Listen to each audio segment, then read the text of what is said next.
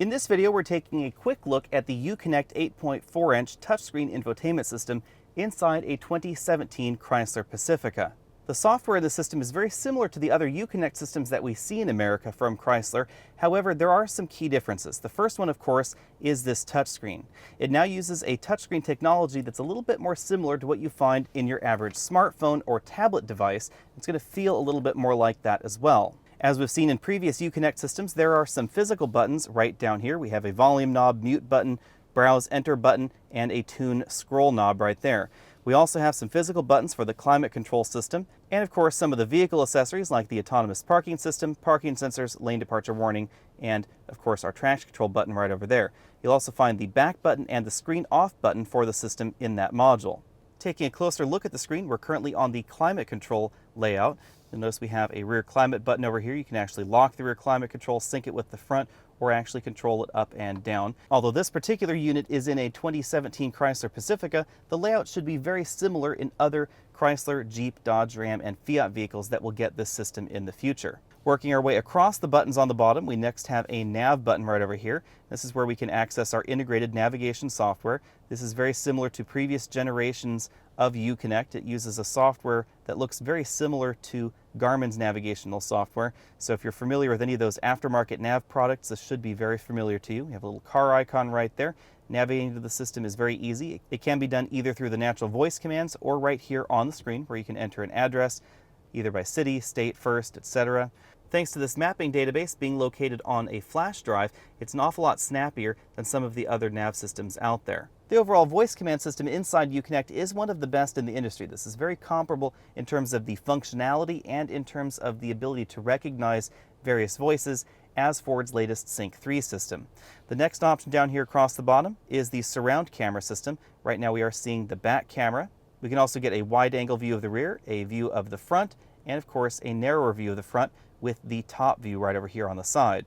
The system will automatically disengage at a particular speed, and it will automatically engage when you put the vehicle into reverse. Many of the other apps that you may be familiar with inside uConnect are found right over here on the uConnect apps page. This is where you'll find things like AHA, iHeartRadio, but you'll also find things like the climate control. It takes us back to that climate screen that we saw earlier. We also have our heated seat controls here, which we'll see in a little bit, heated wheel buttons, driver heat button, Pandora radio button right over there, Sirius Travel Link, the uConnect store. You can turn the screen off right there with that little button, Yelp, and the Wi-Fi hotspot.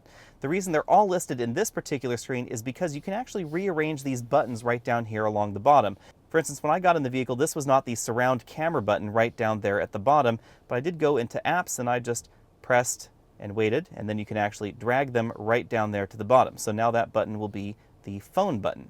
However, I personally don't find the phone interface to be that helpful because I generally dial with my cell phone, even though I know that's probably a little bit naughty. However, I do find that in a vehicle this size, having easy access to the surround camera is my preference. That moves us right along to the controls button. This is a little pop-up where you can very easily turn on the driver's heated seat, heated steering wheel, that surround camera, or the passenger seat right over there.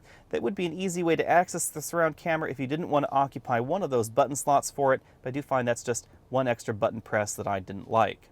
The media interface is fairly self-explanatory. We have full access to our USB connected device, whether it's a USB stick, an Android device, or an iPhone like I have connected right here. We don't have any scroll gestures in this particular system yet. We still do have to use this little arrow right over here on the right. However, the interface is considerably snappier than early versions of uConnect. A nice touch you'll notice inside the media interface is that we actually get this moving navigation map right here inside media if you want to. You can also get the typical track information or see the next tracks in that playlist, so you can very easily select them right there on that list. If you don't want any of those options, you can just click that button right over there and get your album art and track information.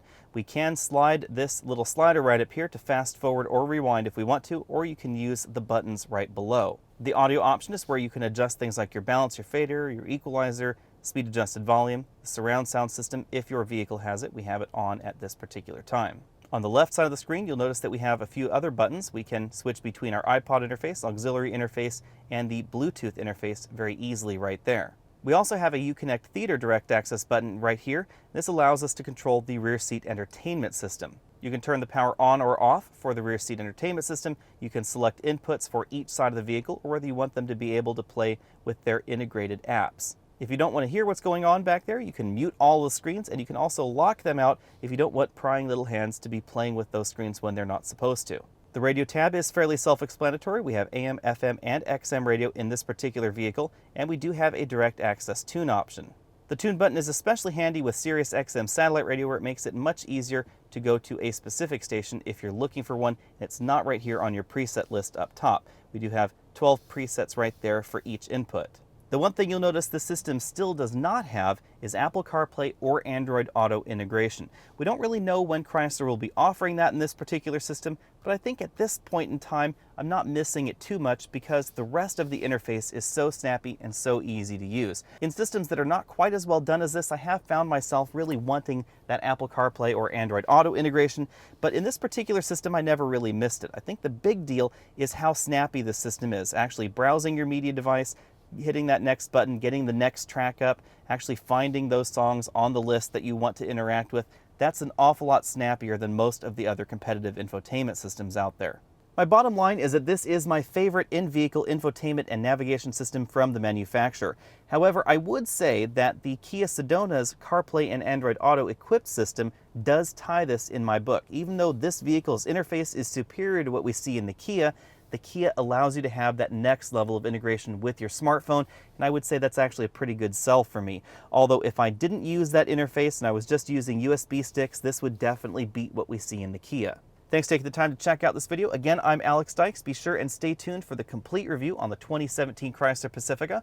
Also be sure to check out that rear seat entertainment video in the Pacifica because it brings this level of functionality and integration to rear seat entertainment. It's probably one of the best RSE systems that we see on the market right now, short of the very, very expensive one that we find in the BMW 7 Series.